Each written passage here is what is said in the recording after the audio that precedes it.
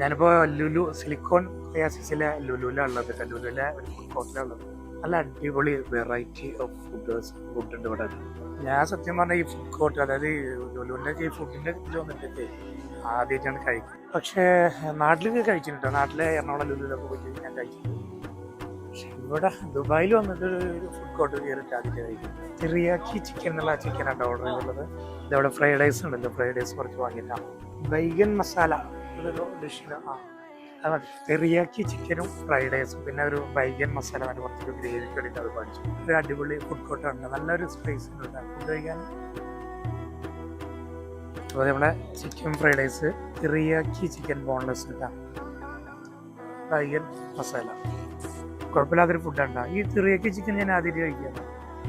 Boneless ആണ്, taste ഉണ്ടാകാം. Okay bye.